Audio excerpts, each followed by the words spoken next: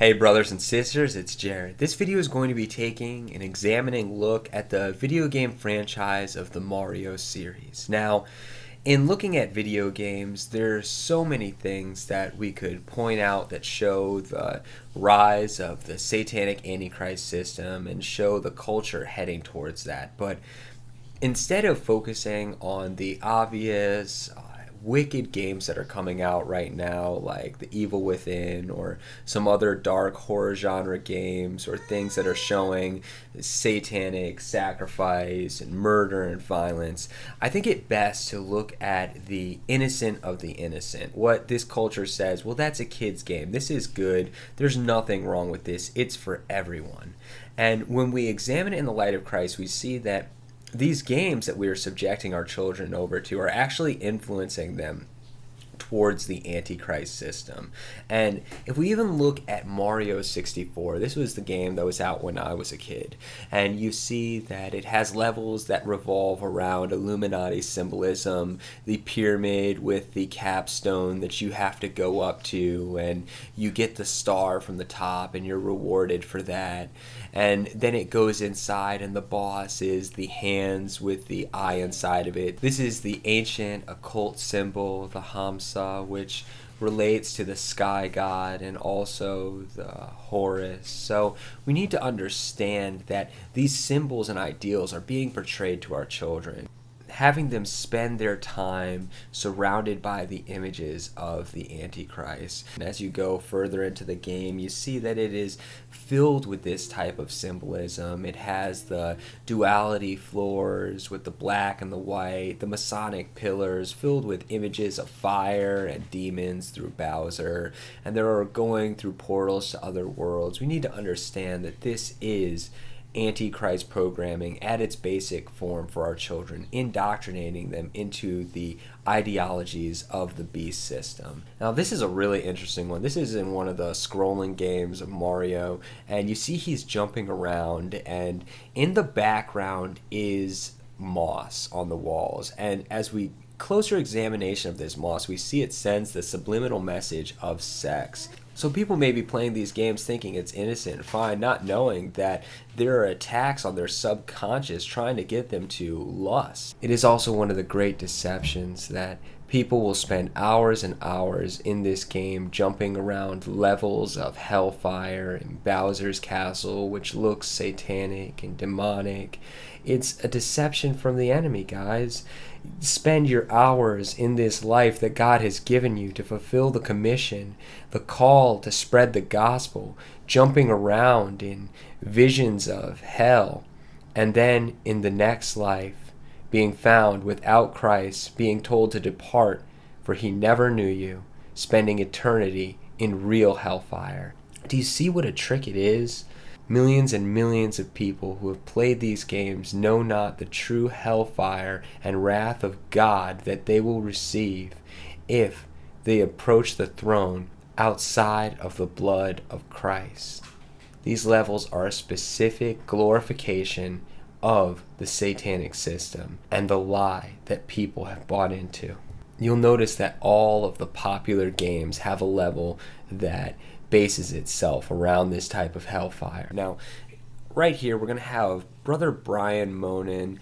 He did a great just breakdown of the roots and the spirit behind Mario. I definitely have in the link below a link to his channel. You should go check it out. There's a lot of other great videos there where he just looks at things in the light of Christ. I'm going to cover a few facts from some of these satanic games. Like Mario.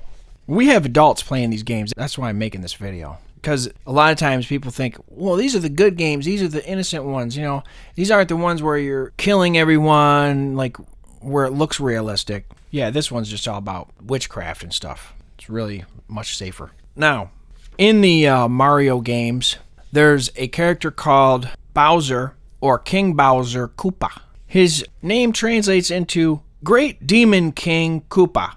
So he's a demon king. I don't know, who's the king of the demons? Satan, I guess, in his terms.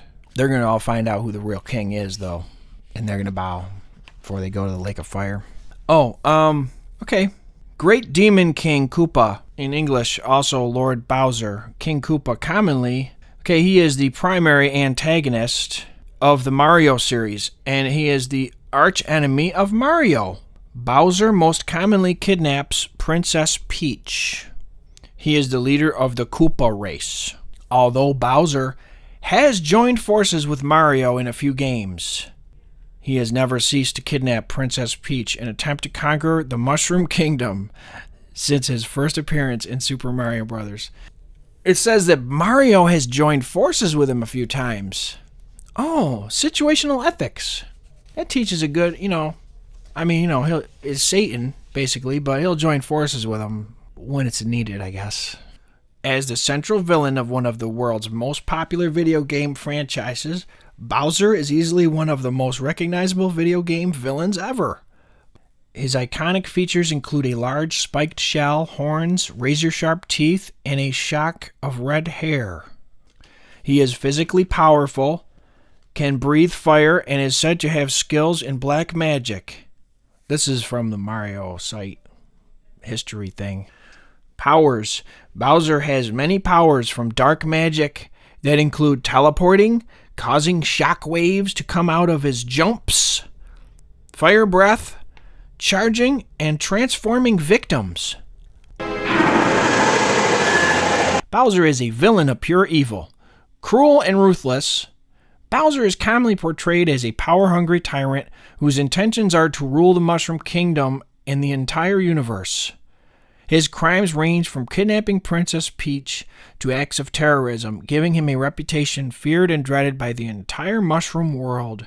He also does not doubt himself. One of Bowser's common traits is his unjustifiable lust for power and conquest. He thinks of everything in terms of power, and is always looking for ways to extend his dominion over the world.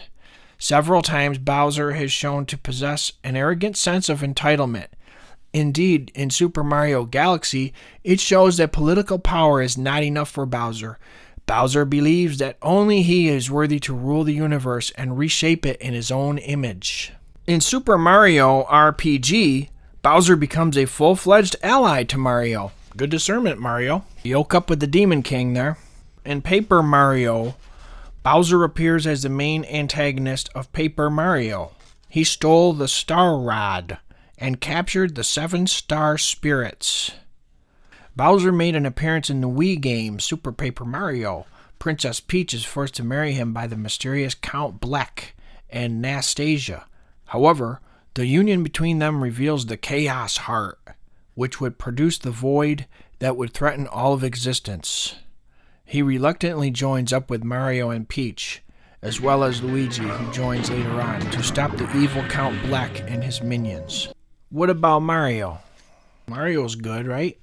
I mean, everybody has to have a bad guy, so he's the bad guy, Bowser. But what about Mario? He's the hero, right? Well, let's read a little tiny bit about Mario. 7 Star Spirits gives Mario his strength. Every time Mario obtains one of the spirits, he gets a new ability. Eventually he finds all 7, the Star Spirits.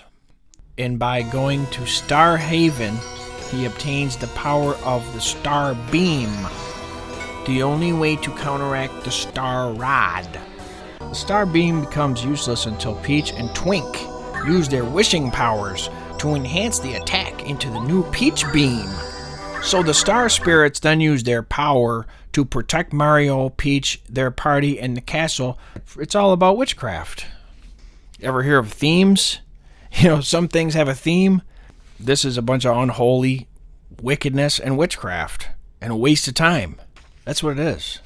Brothers and sisters, I pray that this video made it clear what type of things that we are dealing with in these last days. Even the children's games are pushing agendas of the Antichrist spirituality, of the New Age, of the satanic system through demonic creatures and characters. We need to be wise.